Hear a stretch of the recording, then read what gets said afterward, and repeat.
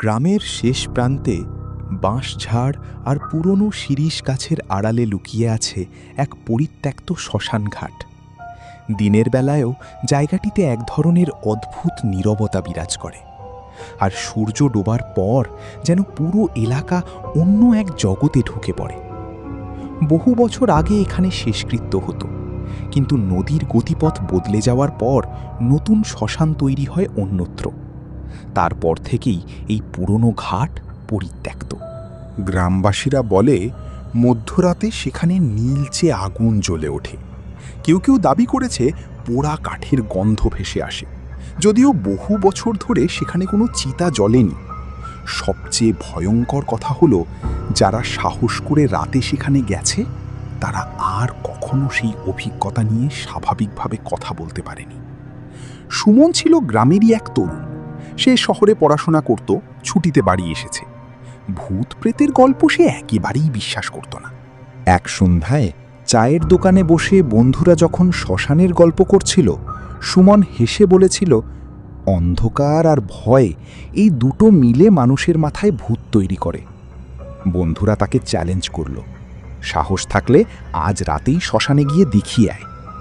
Challenge গ্রহণ করতে সুমনের এক মুহূর্তও লাগেনি। সেদিন ছিল কৃষ্ণপক্ষের রাত। আকাশে চাঁদের আলো ক্ষীণ, বাতাসে শুষ্ক ঠান্ডা ভাব। রাত প্রায় 12টার সময় সুমন একটি টর্চ আর মোবাইল নিয়ে বাড়ি থেকে বেরিয়ে পড়ে।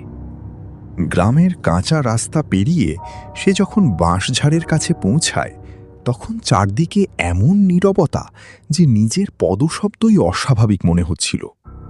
শ্মশানঘাটে ঢোকার মুখে একটি ভাঙা শিব মন্দির দাঁড়িয়ে। মূর্তির অর্ধেক ভেঙে পড়েছে, তবু কেউ কেউ সেখানে ধূপ জ্বালিয়ে যায়। সুমন থেমে একবার চারদিকে তাকালো। তার বুকের ভেতর অকারণ চাপ অনুভূত হচ্ছিল।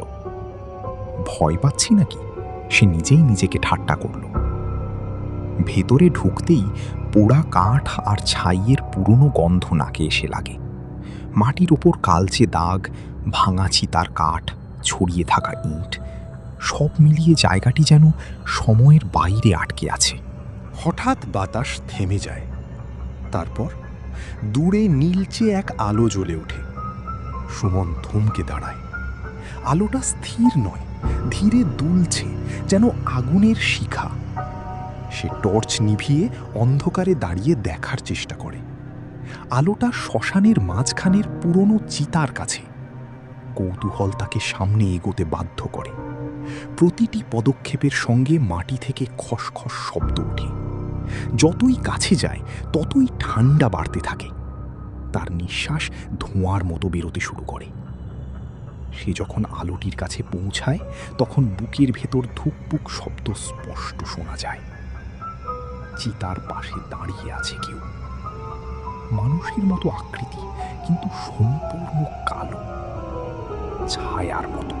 কোনো মুখ নেই, কোনো স্পষ্ট রূপ নেই, শুধু এক অন্ধকার অবয়ব। সুমন কাঁপা গলায় বলে, কে কে ওখানে?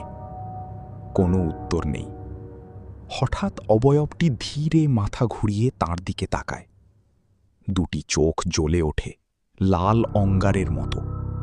সুমনের শরীর অবশ হয়ে যায়। তার পা যেন মাটিতে আটকে গেছে। ছায়াটি ধীরে ধীরে এগোতে শুরু করে। মাটি ছুঁয়ে হাঁটছে না, ভেসে আসছে। ঠিক তখনই সুমনের পিছনে শুকনো পাতার উপর চাপা শব্দ। সে ধীরে ঘুরে তাকায়। আরেকটি ছায়া তার পিছনে দাঁড়িয়ে। এবার চারদিক থেকে পোড়া গন্ধ তীব্র হয়ে ওঠে। বাতাস ভারী হয়ে যায়, যেন নিঃশ্বাস নিতে কষ্ট হচ্ছে। হঠাৎ শোনা যায় ফিস ফিস শব্দ। এখানে থেকে যাও। শব্দটি চারদিক থেকে আসছে। সুমন প্রাণপণে দৌড়াতে চেষ্টা করে। এবার তার পা নড়ে ওঠে। সে দৌড়ে শ্মশানের সীমানা পার হতে থাকে। পিছনে তাকানোর সাহস তার নেই, কিন্তু অনুভব করে কেউ তাকে অনুসরণ করছে। বাঁশঝাড় পেরিয়ে গ্রামের রাস্তার আলো দেখা মাত্র সে হাঁপাতে হাঁপাতে থামে। পেছনে তাকায়, কেউ নেই, সব নীরব। সে বাড়ি ফিরে দরজা বন্ধ করে বসে থাকে সারা রাত। নিজেকে বোঝায় সবই বিভ্রম। কিন্তু ভোরের আলো ফুটতেই গ্রামে খবর ছড়িয়ে পড়ে। শ্মশানের ধারে একটি জুতোর জোড়া পাওয়া গেছে, সুমনের জুতো। সুমন নিজে? সে নিজের বিছানায় নেই। দরজা ভেতর থেকে বন্ধ ছিল, কেউ তাকে বের হতে দেখেনি। সেই রাতের পর থেকে গ্রামবাসীরা আবার শ্মশানের পথ এড়িয়ে চলে। কেউ কেউ বলে মধ্যরাতে নীলচে আলো এখনো জ্বলে ওঠে, আর কখনো কখনো দেখা যায় একটি ছায়া দাঁড়িয়ে আছে চিতার পাশে, আর তার পাশেই আরেকটি নতুন ছায়া।